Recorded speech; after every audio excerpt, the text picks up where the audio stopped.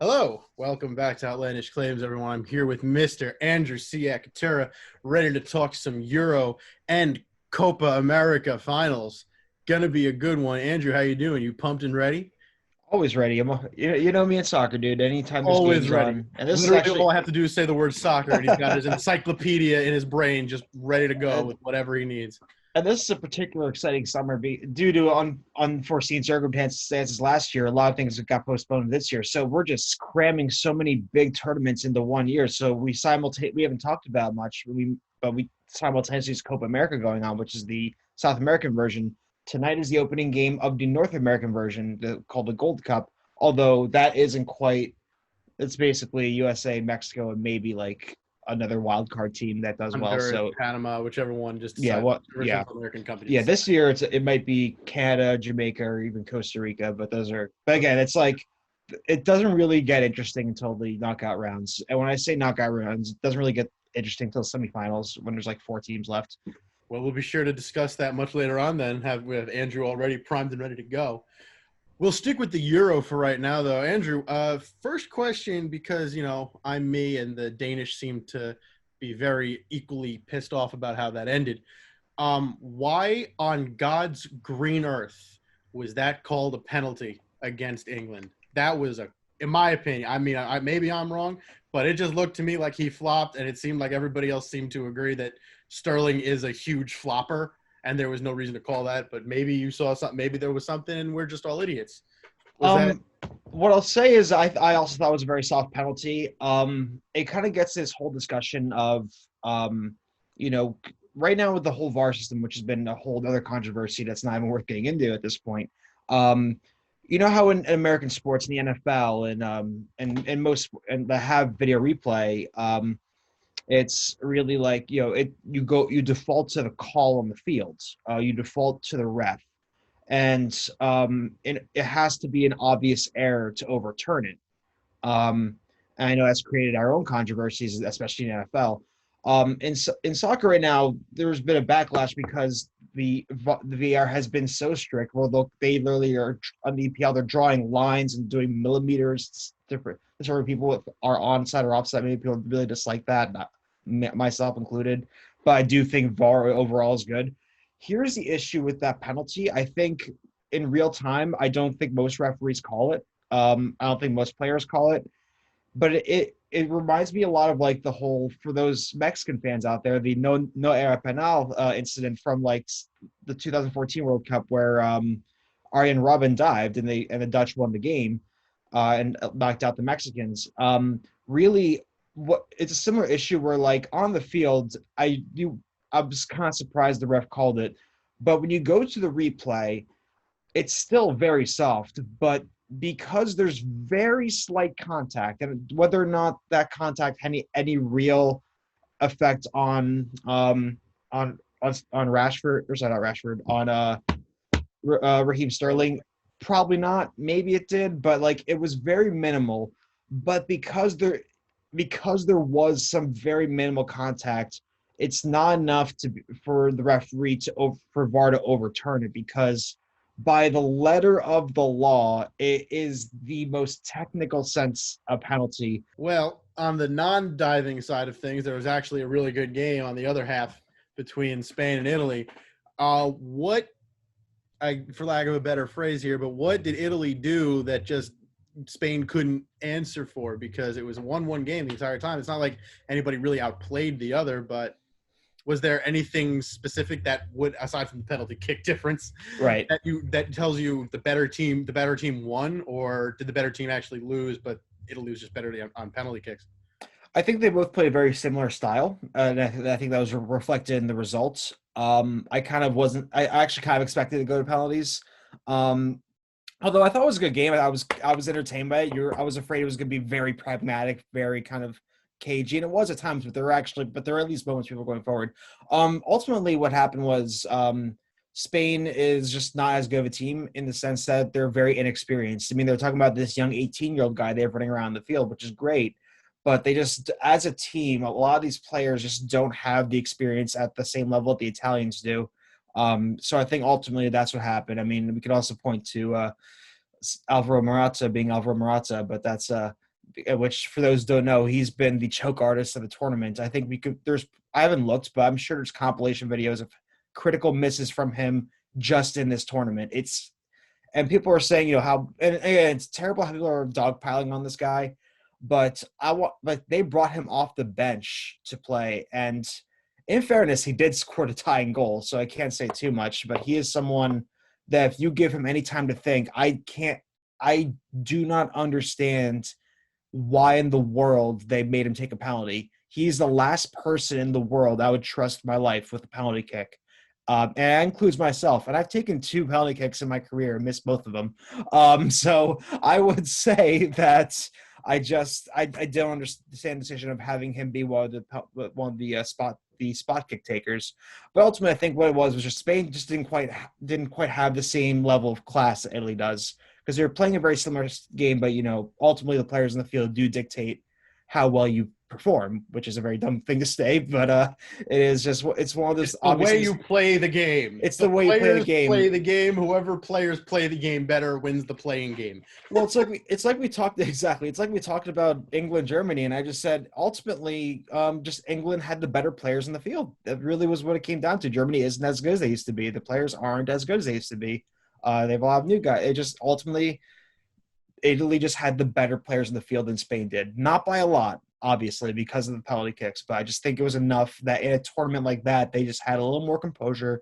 They had a little more about them. Spain was just a lot more chaotic. We talked about them in the last show, about them being very up and down, you never know what you get with them. And ultimately, that does not serve you well in a tournament style of playing football. So ultimately, just Italy were the better team. But that was a fun game to watch. I enjoyed it. Here are the multi-million-dollar questions here.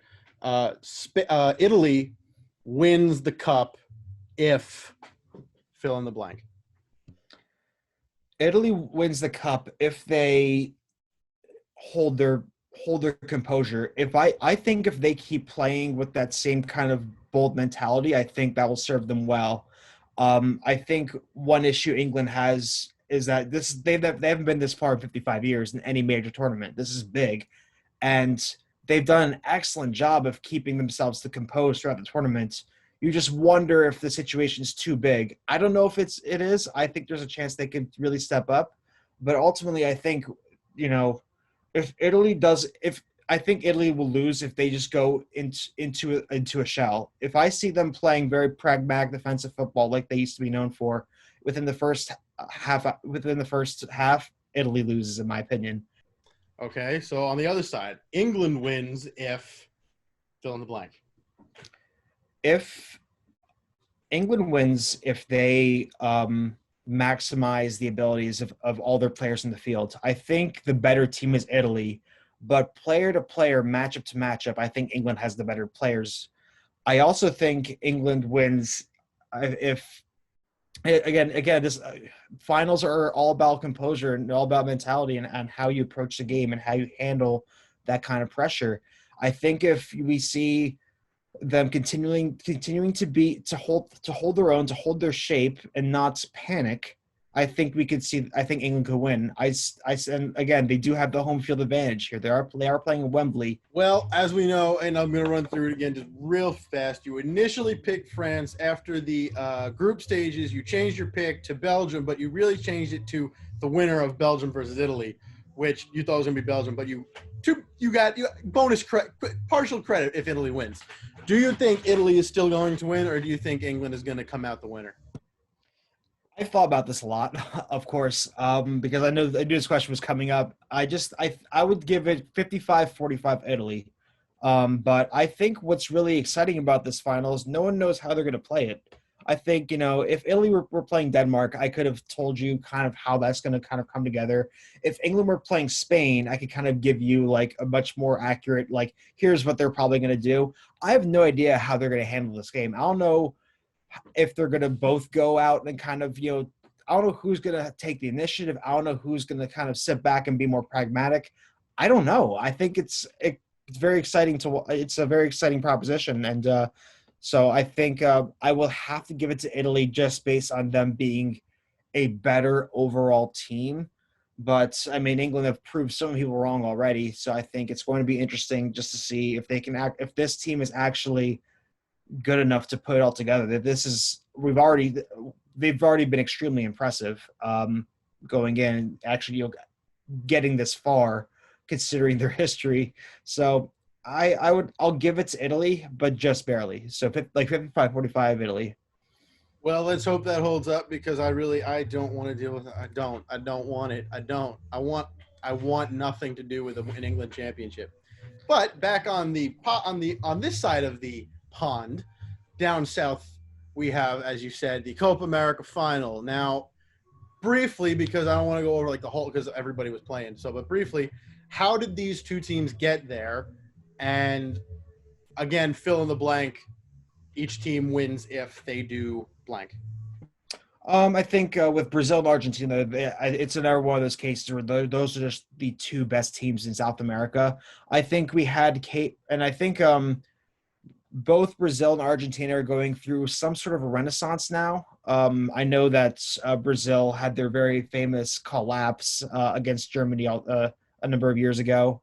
Argentina was notably trashed in the last World Cup, and they barely qualified. And there was all these things going on with the team. I think what's happening now is that for Argentina, they actually have people to support Messi, which they were able to do back in 2014 when they made it to the final of the World Cup and lost to Germany. But in the past several years have been kind of in the wilderness because Messi had no supporting cast. I think he has a lot of very good players now. I think Lautaro Martinez has been an absolute revelation for the team. I think when he's on Angel Di Maria is a great asset to have.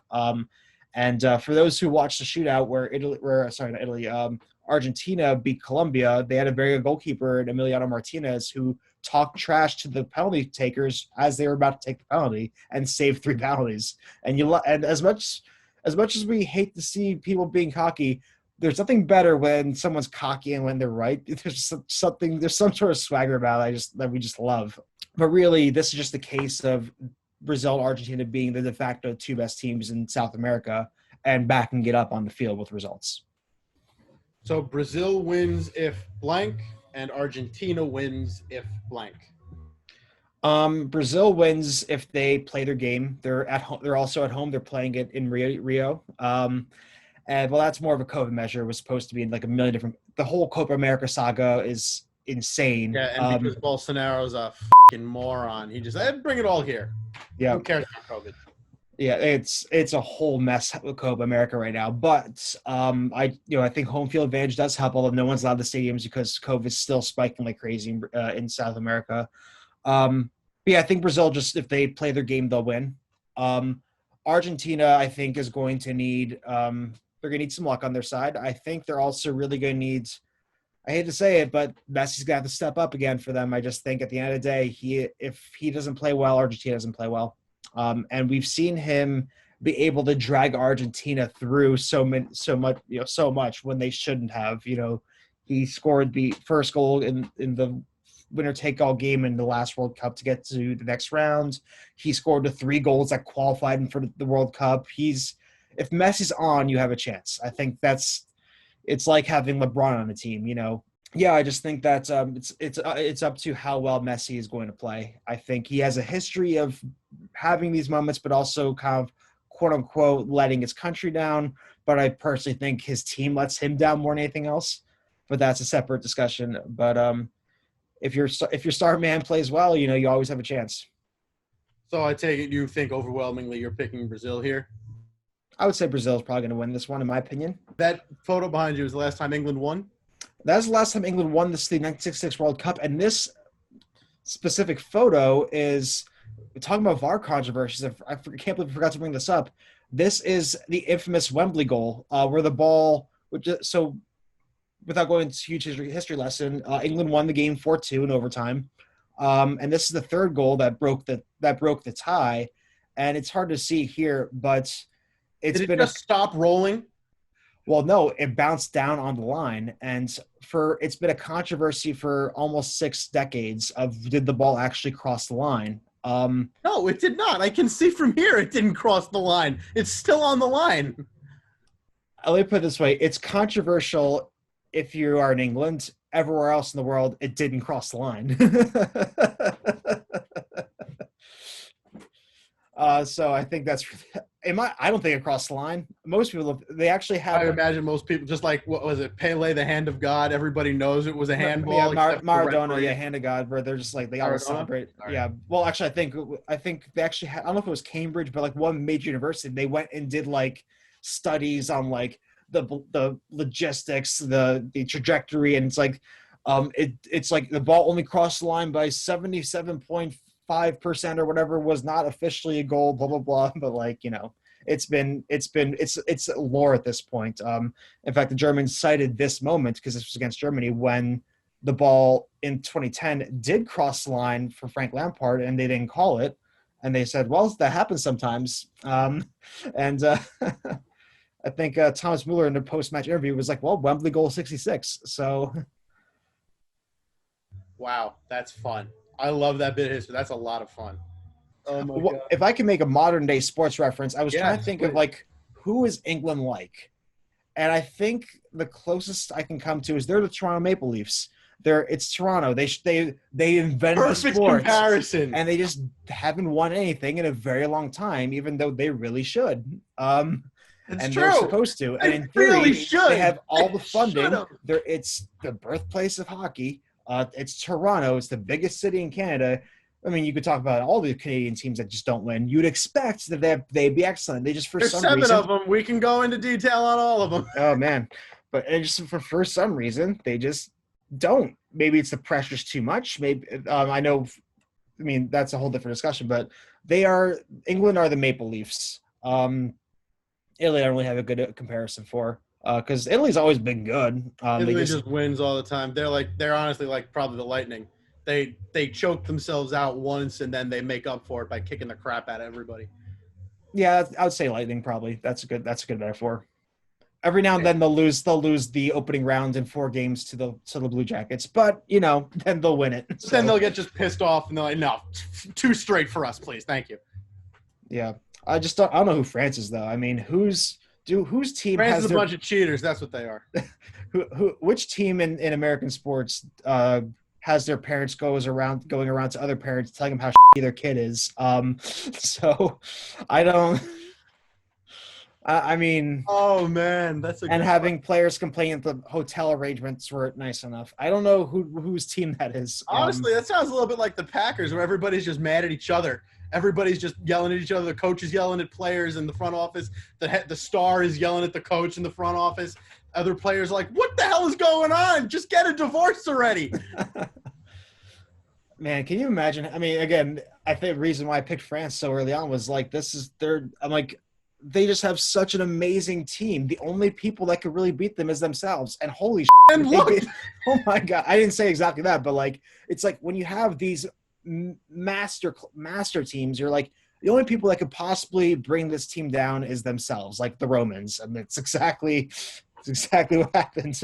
that will do it for us today. Andrew, thank you very much for being here. Looking forward to having you back a couple more times. I know you just love talking soccer, even if it does eat into your schedule a little bit. So That's fine. always happy to have you. Thank you very much. See you next time.